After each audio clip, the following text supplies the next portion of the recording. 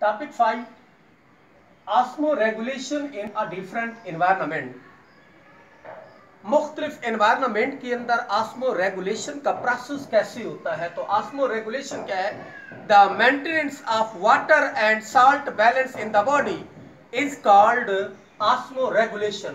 तो तीन किस्म का एनवायरनमेंट होता है। वो कौन कौन सा है? Number 1 marine environment, fresh water और टर्स्ट्रियल एनवायरनमेंट। तो मेरीन एनवायरनमेंट के अंदर जो है वो मेरीन एनवायरनमेंट के अंदर most of the way marine invertebrate are osmoconformer. Most of the marine invertebrate are osmoconformer. Osmoconformer क्या है? The animals which do not actively require to adjust their internal osmotic state is called osmoconformer. तो most of the marine invertebrate are osmoconformer होते हैं। Hagfishes keep their environment isotonic to the surrounding sea water. Isotonic क्या? Iso का मतलब होता है एक जैसा। The internal environment or resemble to the external environment is called isotonic. Cartilaginous fishes, they maintain lower internal salt concentration than a sea water. तो इसके अंदर जो साल्ट की कंसंट्रेशन होती है उसको कम रखा जाता है देन अ सी वाटर। तो कौन है जो ये किरदार अदा करते हैं कि जिस्म के अंदर साल्ट की जो मिकदार है वो कम होनी चाहिए? तो kidney and gills excrete a salt for the osmoregulation. They also are salt secreting glands, उसको हम कहते हैं rectal glands। तो वो क्या करते हैं? rectal glands का काम ये होता है कि उसने जो है वो साल्ट की मिकदार को जो है वो मेंटेन करना है। These fishes use the active transport mechanism. Active transport mechanism. It is used against the concentration gradients. It is used against the concentration gradients is called active transport mechanism. Urea retaining marine fishes, some fishes low salt in their body fluid. कुछ के अंदर जो है वो जो salt की मिकदार होती है वो लो होती है। They retain urea in adequate concentration, और यूरिया की जो मिकदार होती है वो तकरीबन जो है एडिक्वेट जिस्म के अंदर तकरीबन जो है वो बरकरार रख सकते हैं। They keep their body fluid hypertonic to a sea water, और इसकी वजह से जो पानी की मिकदार होती है या बॉडी फ्लूइड की जो मिकदार होती है वो अपना क्या नाम है, हाइपरटोनिक होती है। Some fishes retain and other chemicals, कुछ फिशेस के अंदर और केमिकल कंपाउंड होता है, उसको हम कहते हैं ट्राई मिथाइल अमाइन ऑक्साइड। इसके जरिए क्या करते हैं? Fish protect them from the urea. इसकी वजह से जो फिशेस होती हैं वो यूरिया अगर ज्यादा मिकदार के अंदर है भी सही तो उससे वो बच सकती हैं। Bony fishes are evolve from the fresh water ancestor. अब बोनी फिशेस कौन है?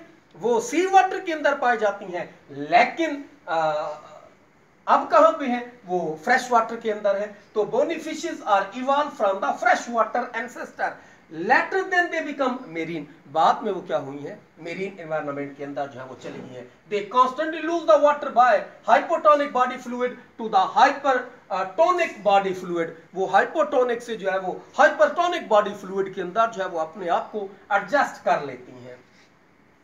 फ्रेश वाटर, तो फ्रेश वाटर एनवायरनमेंट क्या है? तो फ्रेश वाटर एनिमल्स के अंदर मेजर प्रॉब्लम क्या है?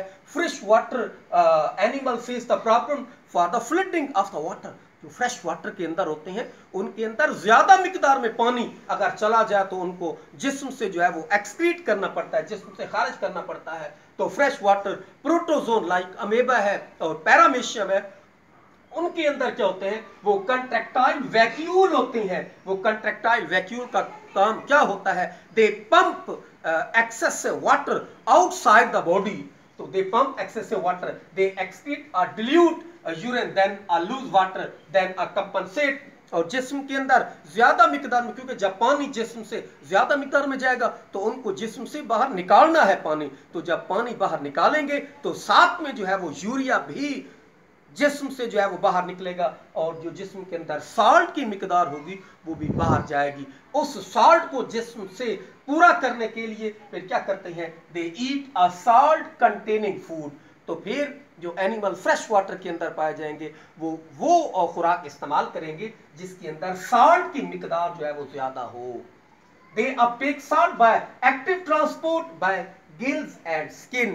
एक तो वो खुराक को इस्तेमाल करेंगे जिनके अंदर साल्ट की मिकदार ज्यादा होगी। इसके अलावा जो है वो खुराक लेंगे जिनके अंदर साल्ट होगा, और वो किसके जरिए लेंगे, by gills and skin, gills और स्किन के जरिए लेंगे।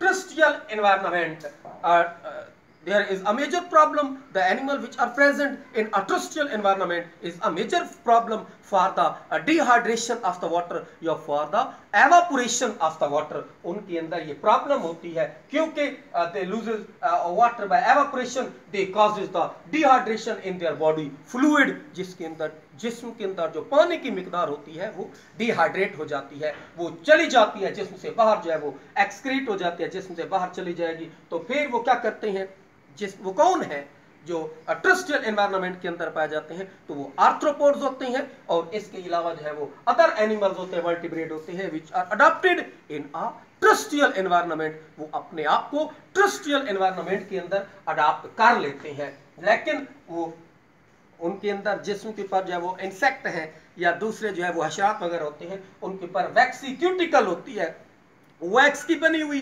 क्यूटिकल होती है। Some animal have a dead multi layered skin which is made up of a creatinine, keratin protein जो होती है जो बालों के अंदर भी है वो मल्टी लेयर्ड होती है, डेड होती है, वो भी डिहाइड्रेशन से बचाती है।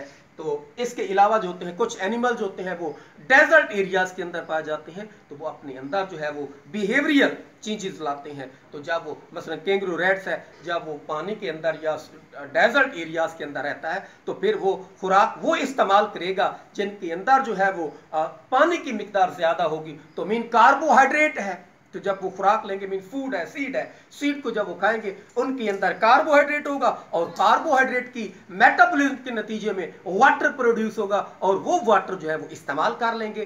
कैंगरू रैट जो टर्रेस्ट्रियल एनवायरनमेंट के अंदर पाया जाता है। इसके अलावा जो टर्रेस्ट्रियल एनवायरनमेंट के अंदर जानदार पाए जाते हैं उनके अंदर हम वर्टिब्रेट मीन मेमल्स होते हैं, तो उनके अंदर किडनी है। वो किडनी क्या करता है, दे फिल्टर, वो पानी को फिल्टर कर लेते हैं, तो they produce a concentrated urine. तो पानी बाकी अंदर रह जाता है, लेकिन जो यूरिन प्रोड्यूस करते हैं वो कंसंट्रेटेड ही होती है, तो इस वजह से जिस्म के अंदर जो पानी होता है वो बच जाता है। तो इस हवाले से जो है वो जिस्म के अंदर जो पानी की मिकदार होती है उसको टॉलरेट रखने के लिए एक प्रोसेस होता है, उसको हम कहते हैं एनहाइड्रोबियोसिस, द टॉलरेंस ऑफ डिहाइड्रेशन।